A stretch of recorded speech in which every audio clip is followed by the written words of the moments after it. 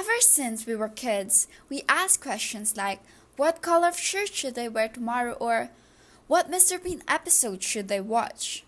To question things in reality based on our mere observation or through the mechanism of our imagination is in human nature. We aren't aware in the fact that ever since we were kids, as long as curiosity kicks in and we roast question, we are actually philosophizing. And in this discussion, we will expound why we need to study philosophy and what is its importance to us mankind. Throughout this video, the discussion is in reference to Bertrand Russell's Value of Philosophy, chapter 15 of his book, The Problem of Philosophy. But before we delve into the knowledge of his work, let us discover who Bertrand Russell is anyway.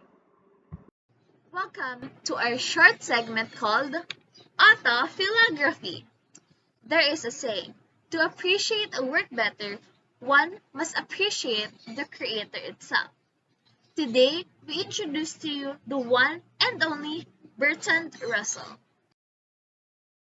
Russell was born on May 18, 1872 on Mount Shrine, Wales and died in 1972. He is a British philosopher who, according to Nicholas Griffin, is the most important philosopher of the 20th century. At an early age, his life was filled with tragedy and grief as he lost his grandfather, parents, and sister at the age of 6 and was left in the care of his grandmother. Can you imagine that at the age of 11, his first love was Euclidean geometry? His profound interest in possibilities and knowledge led him to the world of philosophy. In analytic philosophy, he is one of the major founders. The greatest contribution in his career was in logic, philosophy of mathematics, metaphysics, and epistemology. In 1950, Russell received a Nobel Prize for Literature. He wrote a great number of books, and his earlier work was so technical that it was left unpublished. Even after his death, his works are still carefully studied, and his contributions remain important even to this day in the field of philosophy. Curiosity is the key to creativity. A quote from Akio Morita. As an apple is good for the body, answers are good for the mind. Philosophy is often viewed skeptically, especially by those influenced by science and practical affairs. This skepticism arises from misconceptions about the ends of life and the types of goods philosophy seeks to achieve. Key in determining the value of philosophy. Russell mentioned, to be successful in the endeavor of determining the value of philosophy, we must free ourselves in the prejudice and biases of practical men. People often define practical men as those who only recognize material needs. These needs are the food of the body. Practical men are commonly described as those who only recognize material needs and disregard the importance of the need of the mind. However, Russell highlighted that the need of the body is equally important as the need of the mind, especially in the field of philosophy. In real-life explanation, we don't simply live through eating, but also through the acquisition of knowledge from education, literature, and experience. For without the need of the mind that nurtures man's intellect, it can be argued that the distinctive characteristic that separates man to animals will be reprehensible. According to Russell, philosophy's main objective is to seek knowledge that gives unity and system to a body of science. This can be observed through the fact that most science came from philosophy, in which lays a foundation that makes indefinite knowledge a certain knowledge. Philosophy seeks knowledge that can critically examine the grounds of conviction, prejudice, and beliefs. In simple terms, the main aim of philosophy is to keep knowledge and questioning alive. Although it is primarily aimed at knowledge, Russell mentions how philosophy still does not have successful attempts in answering these philosophical questions with definite knowledge. Moreover, we must understand why philosophy cannot provide definite answers through our discussion of when does knowledge cease to be considered philosophy. Knowledge that ceases to be considered philosophical. The value of philosophy must not rely on any supposed body of definite knowledge, for uncertainty is the strength of philosophy. On the other hand, questions that can be answered or have definite truth is considered as a separate science. Before any definite science was formed and studied, someone, somewhere, thought of a question that they couldn't answer. With the curiosity they built, they started to study it, and over time the study to identify the answer to this question spread, piquing more interest from the people, which created philosophical debates and discussions on what the answer could possibly be. An answer can be formed after studying a philosophical question, and definite science is created upon this understanding. This branch of science is further studied to feed the people's curious minds. An example of this is the study of the mind, which once belonged in philosophy but then turned into a definite science, that is, psychology. Knowledge can only be considered philosophical if it is undetermined. Uncertainty is a strength, as it cultivates philosophical inquiry, which focuses on questions about life wisdom, fulfillment, or good and bad, creating a continuous curiosity cycle where we question things that have indefinite or no answers and spend time trying to figure out what it is and how to get to the root of it. Human beings thirst for knowledge, and with these philosophical questions, we develop speculative interests where we get encouraged to explore, examine, and challenge our own dogmatic beliefs. In real life example, the undying question of when will I go after death is a great demonstration of life full of uncertainty. We cannot actually have a definite answer in this question because first, it is impossible for a man alive to explain things after death for the fact that he is still alive. Second, the roots on the answers of our belief cannot be empirically proven and sciences could counter. The main point is, the only thing permanent in this world is change. Hence, uncertainty is embedded in our life whether we acknowledge it or not. This is what makes philosophy, according to Russell, so important because it enables us to contemplate and open our mind for understanding. Otherwise, our life will be stagnant and conservative. With uncertainty, we strive for more answers, which is the beauty of philosophy. It pushes us to study the world that we reside in, to answer the questions that we create, to understand ourselves and the world that we live in. A man without philosophy is like living in a cave, dull, silent, and confined. Life with no curiosity and philosophy is living a life that is stuck. Is life really worth living with no curiosity? No improvement would be made if man had no questions about the world. There would be no initiative to change and to develop. We can reference Plato's allegory of the cave, whereas there is a prisoner who is continuously stuck in a cave with only a limited view and understanding of reality, perceiving nothing but the shadows of that very cave. Russell emphasizes the difference between a man who is isolated in definite knowledge and a man who delves into the world of philosophy. He describes such a man who is stuck in definite knowledge as someone like a robot or a marionette in which this man is being controlled by his own belief and closing his mind on things that seem alien, proposing a dogmatic attitude. A man, like a marionette, simply follows things as it is being ordered without questioning why certain things occur in the first place. To solely focus on definite and obvious objects makes a man rouse no questions. Hence, to not contemplate unfamiliarities, certain possibilities, and indefinite answers. Russell compares two kinds of lives. On one hand, life without philosophy is feverish and confined. On the other hand, philosophic life is calm and free, in the sense that the man in this kind of life has an open mind with things that cannot be simply comprehended and things that others considered alien. To open our mind is to free ourselves from shackles of uncertainty. Philosophic contemplation does not intend to divide the universe, but rather it views the whole with the same value.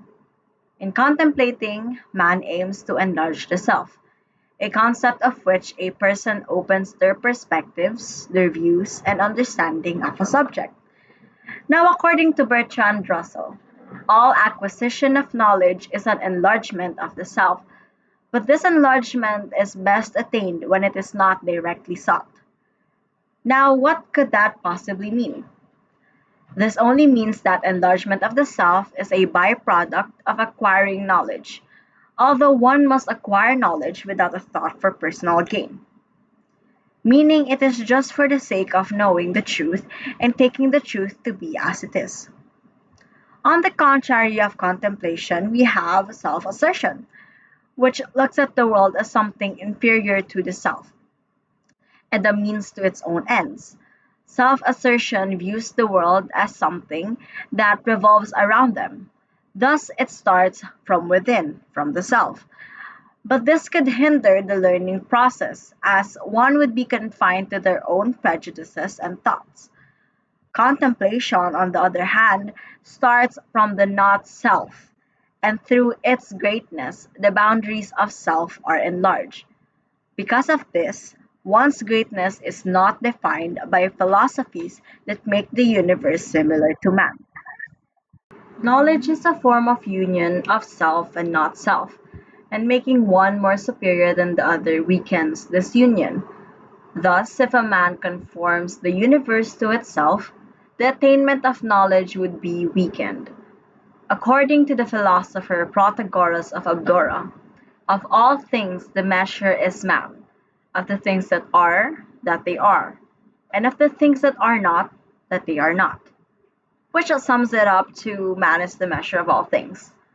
Bertrand Russell stated that this view, if our previous discussions were correct, is untrue, and aside from it being untrue, it robs philosophic contemplation of all that gives it value, since it ties contemplation to self, or to the measure of man.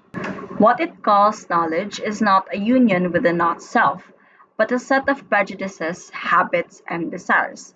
And this in turn places a boundary between us and the world beyond. A man who enjoys such knowledge is like the man who never leaves the domestic circle for fear his word might not be law. Those who seek true philosophic contemplation, however, find satisfaction in every enlargement of the not self. In layman's terms, when a person finds a subject that they want to pursue and found it to be deeper than they initially thought, they would take satisfaction in the fact that the subject in pursuit is ongoing rather than it coming to an end. The mind that is used to the freedom and impartiality of philosophic contemplation would be able to apply that same freedom and impartiality to the world of action and emotion. Its purpose and desires would be of the world, and with the absence of their insistence, realize that they are nothing but a small fragment of the world, and the rest would be unaffected by one man's deed. The impartiality, which is the pure desire for truth, is the quality of mind, which in action is justice, and in emotion, the universal love that can be given to all, and not only to those who are deemed useful. Thus, contemplation does not only enlarge our thoughts, but the object of our emotions and actions as well. It makes us a citizen of the universe, which consists of man's true freedom and liberation from the grasp of narrow hopes and fears.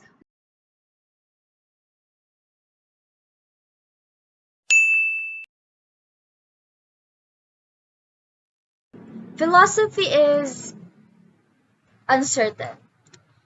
The study of philosophy isn't primarily about the answers, but more so about the question itself. The questions in philosophy are used to broaden the horizon of a man's intellect and knowledge. With philosophical question, we find out and understand things we didn't before. Unlike physical science, philosophy does not directly benefit society, but with its questions, it lays a foundation for specific science we use of today. An example of this is astronomy. Do you guys know your star sign? Well, personally, I am a Sagittarius. This study of the star patterns as celestial beings was once a philosophical question. Astronomy is now a specific science. This specific science came about to be with the help of philosophical question. You see where I'm going with this? Uncertainty is the essence of philosophy. With a man's curious mind, it helps free us from being a dogmatic thinker. It frees us from being contained and being a one-track minded person. Philosophical contemplation, which involves engaging self and not self, opens the horizon and boundaries to a man's knowledge regarding the importance of philosophy. As philosophy opens our mind to the possibility of the unknown, it frees people from the tyranny of custom and isolated, definite knowledge.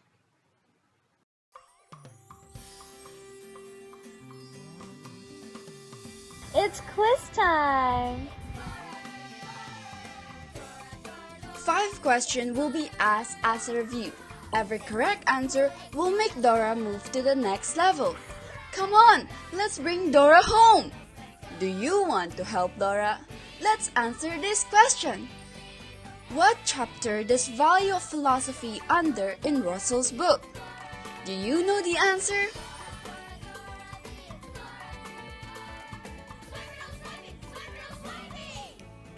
You're right! It's chapter 15.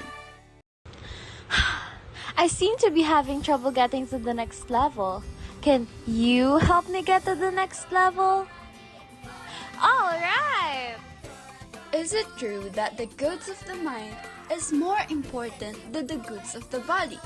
Do you know the answer in this question?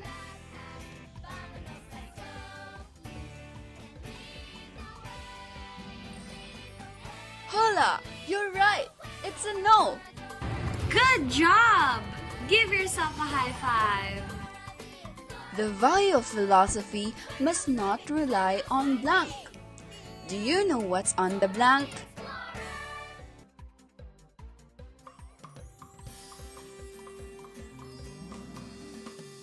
Correct!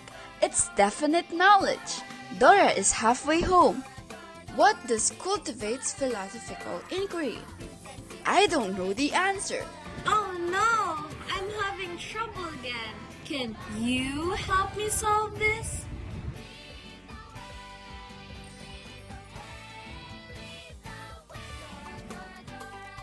That's right.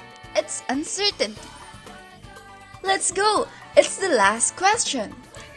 Philosophic life is calm and free, while a life without philosophy is...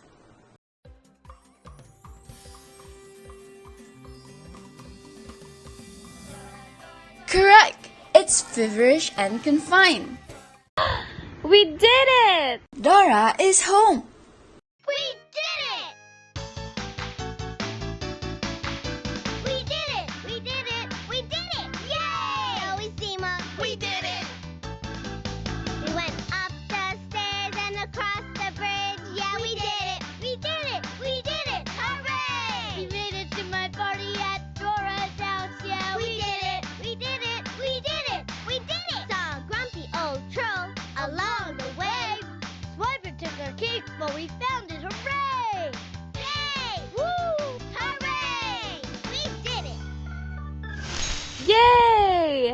thank you for helping Group 7 solve these questions. Until next time, goodbye.